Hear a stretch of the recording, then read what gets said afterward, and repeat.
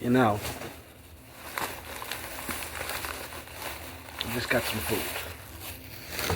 Listen, I know I'm trying to eat better, but I saw something new and interesting. It's Little Caesars. It's a cookie dough brownie. It's a brownie with like cookie dough frosting. It's got two. One of them has M&Ms. One of them has Twix. Listen, I'm not saying they broke the mold or invented the wheel. That shit's all right. Standing up here like you have a point. You do not have a point. Greetings and welcome to Nathan Lyle Official. If you've never seen my face in a video before, my name is Nathan Lyle. This is my personal channel where I do vlogs, reviews, and anything else that happens to catch my fancy.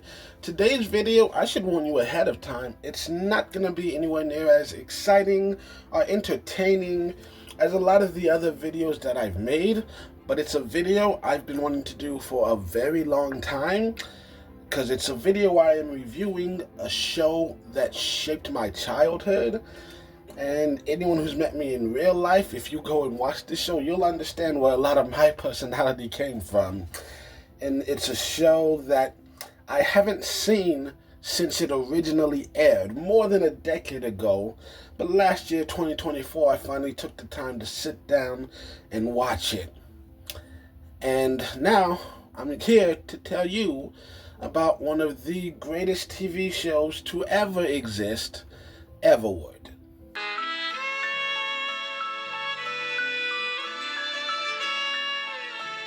I know I made a lot of promises about what I'm going to do on this channel, and I'm going to keep all of them in time.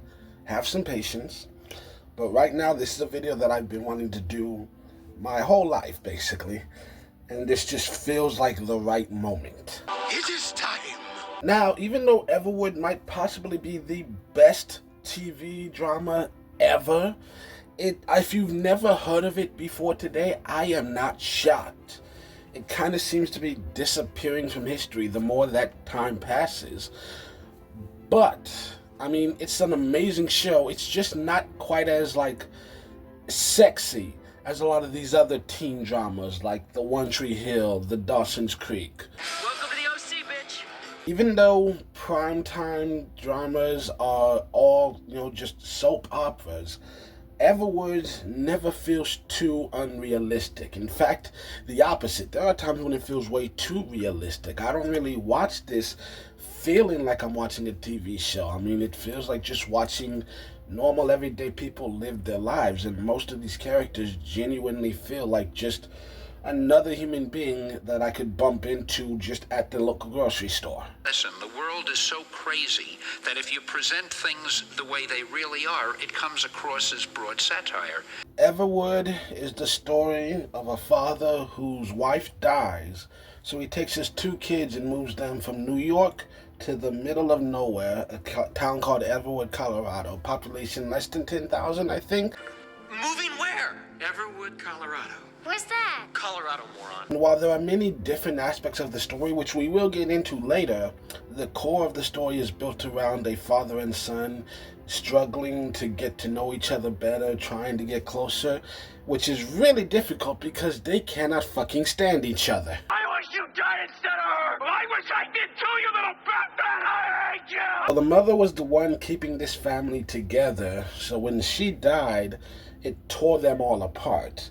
But her death ends up being the reason why they become close, because it forces them to confront a lot of issues that they've been, trying to just avoid. And even though they had some difficult years ahead of them, it was through this confrontation that, true growth really happened, and they finally achieved a kind of closeness that they would have never thought possible before her death. Wasn't supposed to be easy.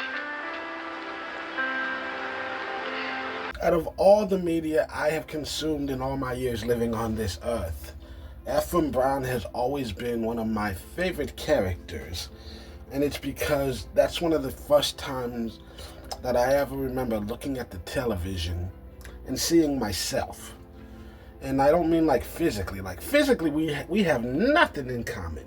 We look nothing alike. But emotionally, that is exactly who I was at that point in my life. And you look about as out of place as I feel. Much like Ephraim, I was a young kid who was hurt and dealing with that pain, and I tended to take it out on others. I was very withdrawn, very much that whole hurt them before they hurt you mindset. And watching Everwood as an adult has really helped me realize how much of a dick I was as a child.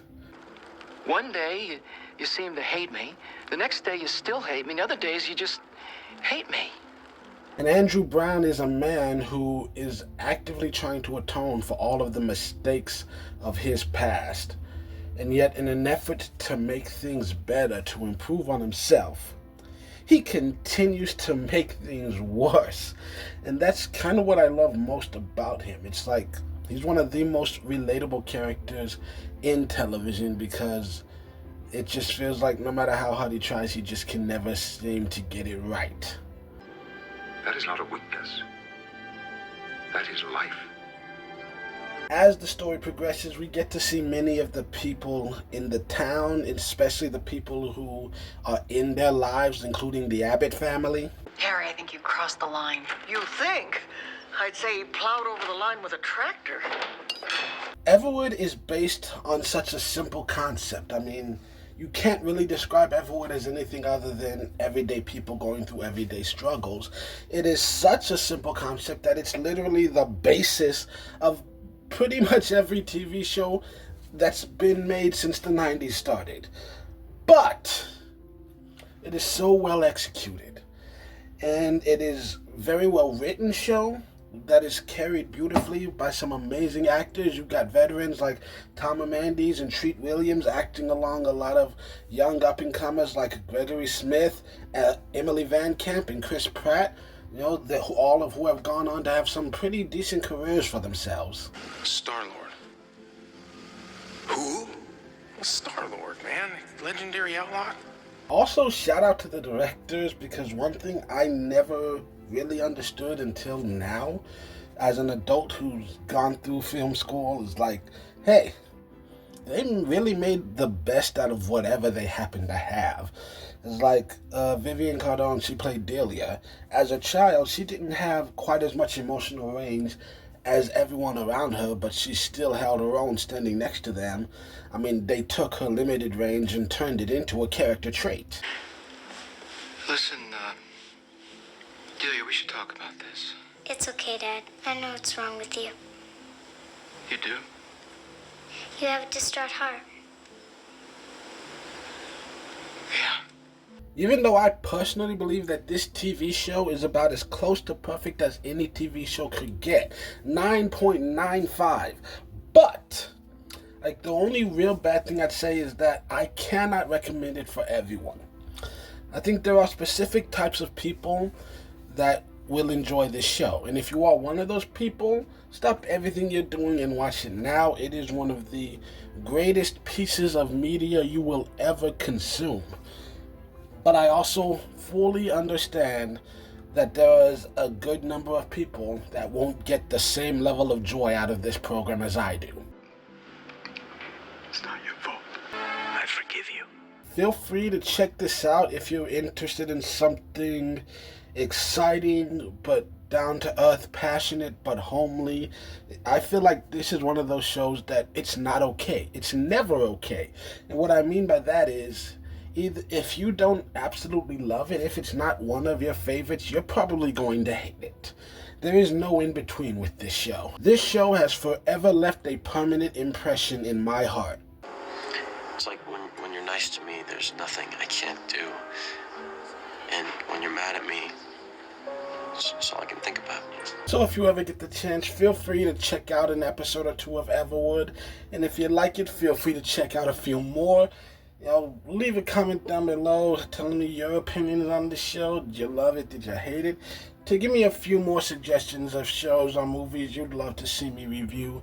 And until the next time you see my face in a video, my name is Nathan Nile, and I hope you have a great day, week, month, year, however long it is till you see me again.